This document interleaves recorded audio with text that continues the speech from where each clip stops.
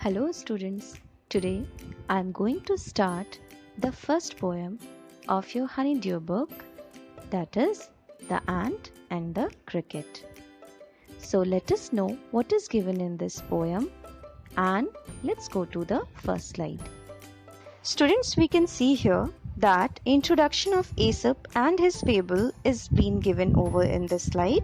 So you must go through once and find out what is Aesop's fable. Now proceeding to the next slide. In this slide we can see the two characters of the poem. Firstly, the cricket resembles people who pass their time in merrymaking and later they repent. While the ant is a symbol of a strong and bold people. Such people live happily as they always plan for their future. Right, students? So now coming to the next slide. So let us start with the first line of the poem. It is given an introduction where it has been written, a fable is a story, often with animals as characters, that conveys a moral. It means fables are such stories where we can see animals as human beings.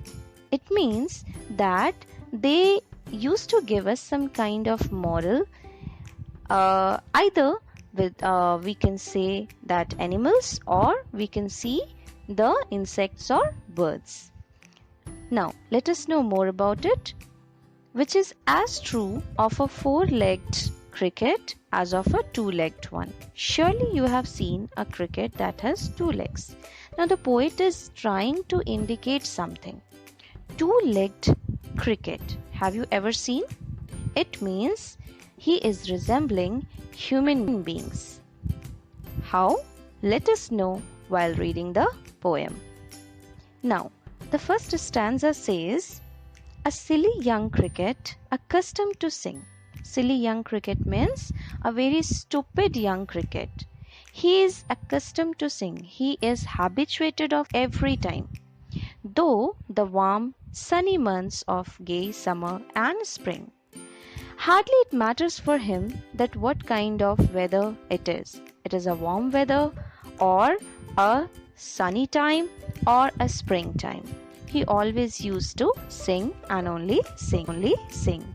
Generally, he used to pass his time throughout these days.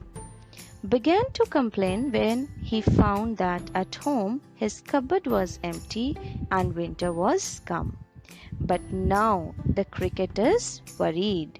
He is thinking, the whole summer I have passed singing. Now what will I do? The winter has come and I don't have a shelter to live in. I don't have clothes to wear and I don't even have the food to eat. So that is why he is very much worried. Not a crumb to be found on the snow-covered ground. Everywhere the ground is covered with snow and there was not a single piece of bread anywhere. Not a flower could he see, not a leaf on a tree.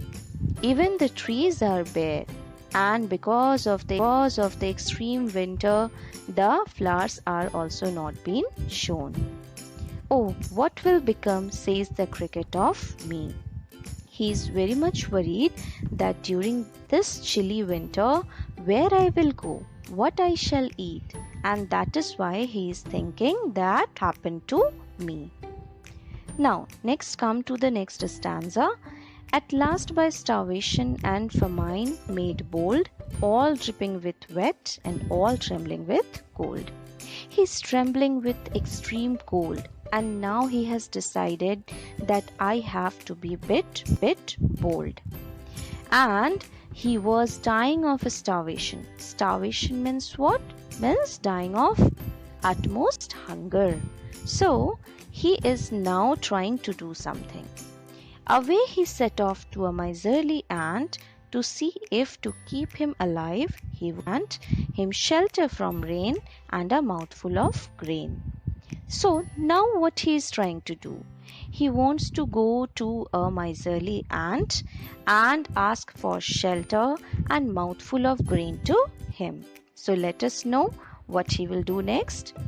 He wished only to borrow, he had repaid tomorrow. And at the same time, he is wishing that I'll go to the ant and I'll ask for his help, and whatever he will give me, I will repay the same thing tomorrow. Repay means I will give back his amount or give back his shelter, his food tomorrow. If not, he must die of starvation and sorrow. And if he will not get these things, what will happen to him? He will die of sorrow and starvation, right? Because it's a very chilly time and he doesn't have anything to eat as well as to wear. Now, students, you are seeing that on the left hand side, I have given the short explanation. So kindly go through this explanation for better understanding of this lines or this first page of the poetry. Now coming to the next slide. So here we are in the third slide. Now let us see what is the reply of the ants when the cricket asked for help. Now says the ant to the cricket, I'm your servant and friend. See, the ants are accepting that we are your servants and we are your friends. But we ants never borrow, we ants never lend. But there is a rule in the life of the ants. And what is that rule?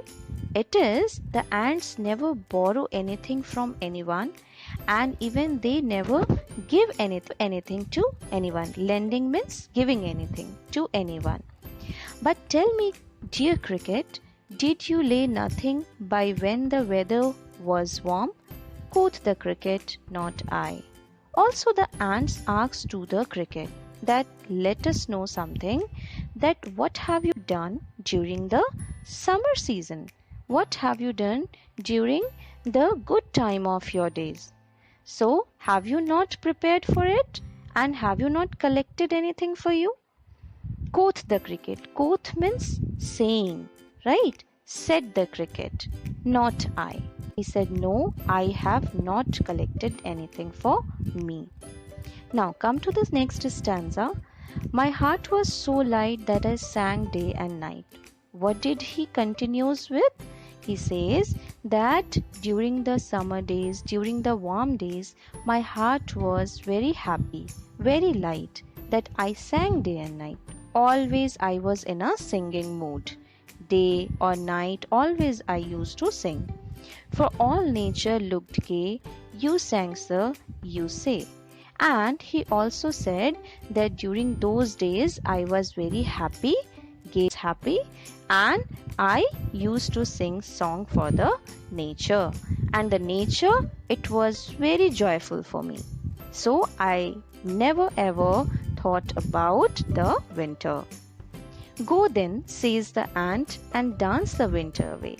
Now see what the ants replying after knowing this fact, that okay, if you have passed your time during summer while wasting your time and singing and only singing, so better you should pass your time during winter while dancing. You need not to do anything, just go away and dance. Now students, coming to the last stanza. What the last stanza of the poem says, thus ending he hastily lifted the wicket, and out of the door turned the poor little cricket. The cricket was very much disappointed, and now he needed to move out from the ant's home. He started going to different direction, and he was looking very poor at that time. Folks call this a fable. Now students, I told you in the beginning that what is a fable? It is a kind of story where the characters are animals. So folks generally call this poem a fable. I will warrant it true. Some crickets have 4 legs and some have 2. The poet says that definitely I agree with this thought, that this is a fable where some of the insects are showing us the human behavior, the human characteristics. And some crickets have 4 legs, means generally the animals, the insects, they have 4 legs, but some human beings who are having the characteristics just like a cricket, they are having 2 legs. Okay, this poetry, and you can see the explanation part I have given in the right hand side of this page. You can go through it and you will better understand the meaning of the lines.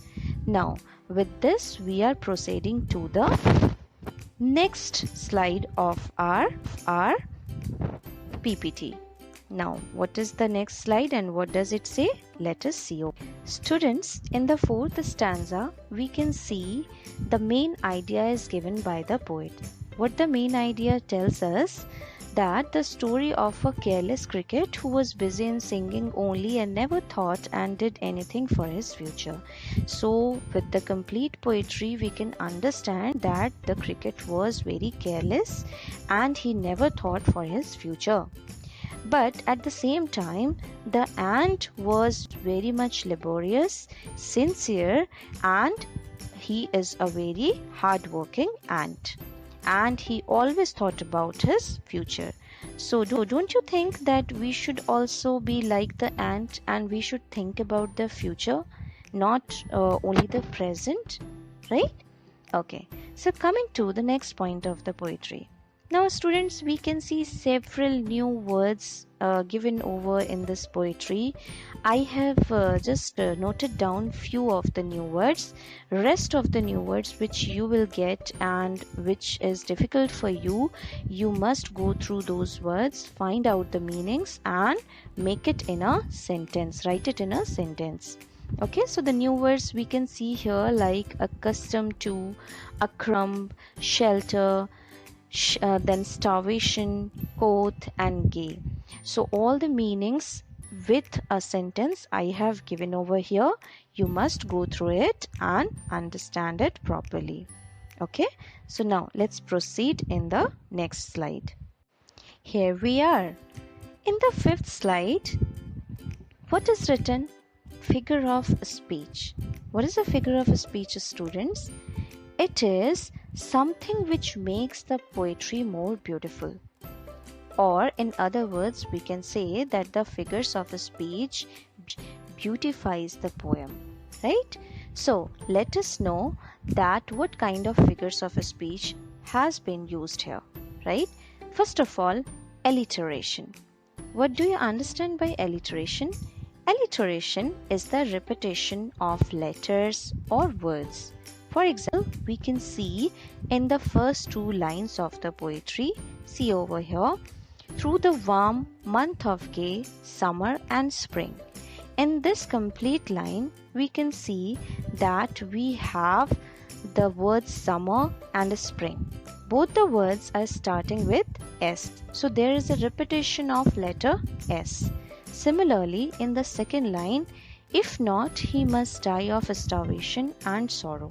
So in the second line also, there is a repetition of the letter S, starvation and sorrow. And in the third line, you sang sir, you say. Here we can see the repetition of 2 letters. First is you 2 times, and also not only the letters but also the words are repeating, and sang sir say. So these 3 words are starting with the letter S. So iteration, so just the repetition. Now next is personification. Personification is what? Where the animals, insects, birds, they are being personified like human characters. For example, here in this poetry we have seen the cricket and the ant. They both are personified as human characters. So let us see the lines. A silly young cricket accustomed to sing.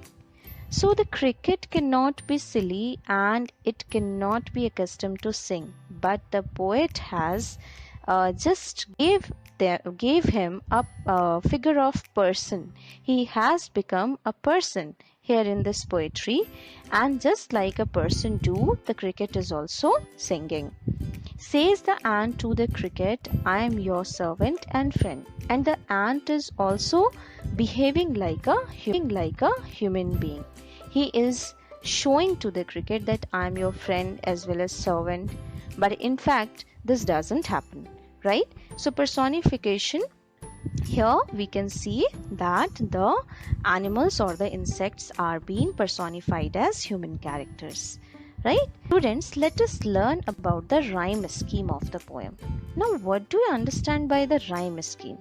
Rhyme scheme is the proper rhyming of the lines of the poems. If we will go to the first or the second slide, we will see that there are several words which used to rhyme with each other. Right? For example, we have seen tree, sea, found, ground, okay, and several other words. So these words are, they're rhyming. Similar sounding words are there. And according to the Collins English Dictionary, it defines that rhyme scheme as the pattern of rhymes, especially end rhymes. Means the end words will be rhyming, used in a piece of verse, usually indicated by letters. So in this poetry, we have seen several such rhyme scheme. So according to this rhyme scheme, what is the rhyming scheme of this poem? It is AA, BB, CC, DDD. If you will see from the first stanza, you will find out that the first two lines are ending with the similar sounding word, the second two lines ending with the similar sounding word, and the rest of the lines ending with the similar sounding words. Now, with this, we are proceeding towards the next slide. So, let us see what is there in the next slide. This slide is very interesting. Why? Just see the pictures given over here, and we can understand the complete slide with the help of these pictures only. See the first picture where the ant is working, loading something, and the cricket is taking rest. In the second picture as well, the cricket is making merry and the ant is still working.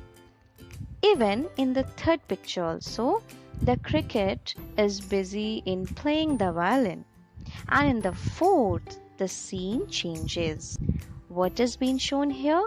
The ant is taking rest in its shelter and the cricket is wandering here and there in the snowy winter. So, with this, we can say what is the complete summary of the poem. The complete summary only suggests us that those who used to work hard, they will one day have a better future, and those who used to pass time, they will one day has to repay, and they feel regret at that time. Now, just I'm trying to focus the last paragraph of the summary. See the last paragraph. The ant gives a very important lesson of life during its conversation with the cricket. The ant is also giving an important lesson to the cricket about the life. What does the ant say? Ant says that ants neither borrow from somebody nor lend to somebody. It is their rule that they will never take anything from anyone and they will never give anything to anyone. They are hard workers and they will earn everything through their hard work.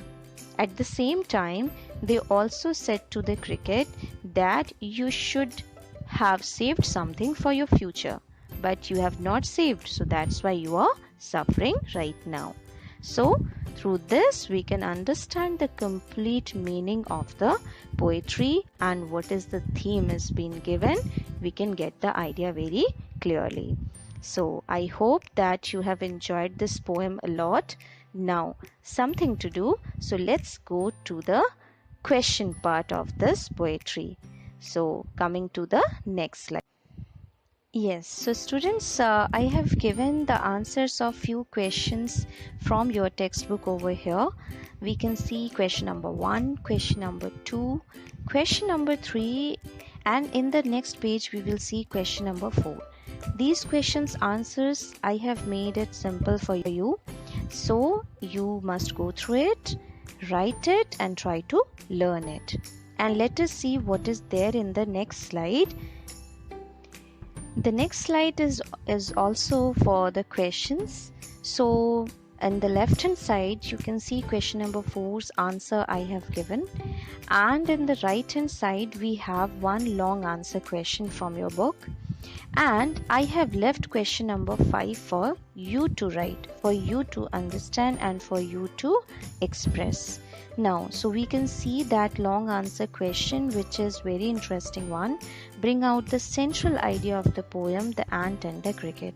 So go through the answer properly and try to understand the central idea. And now let's move to the last slide of this poetry. In the last slide, I have given you some work to do as homework. So question number 5, which I have left earlier, is given over here. That is, if you know a fable in your own language, narrate it to your classmates. So my dear students, try to make a fable, try to make a story with animal characters and try to narrate it to your friends, to your family members and to your relatives as well, to your neighbors as well, and make it very beautiful, make it interesting. The second question is, narrate the story of the ant and the cricket in about 50 words. So this is a long type question. The second one is the long type question. You have to narrate the story of this ant and the cricket in about 50 words. And not only this, what moral or message does it convey? What kind of moral, what kind of message you got through this poetry? You have to write it in your answer. So I hope that you have enjoyed, you have learned complete meaning and everything related to this poetry, and you will be able to solve all the questions. So we will meet in the next lesson. Thank you.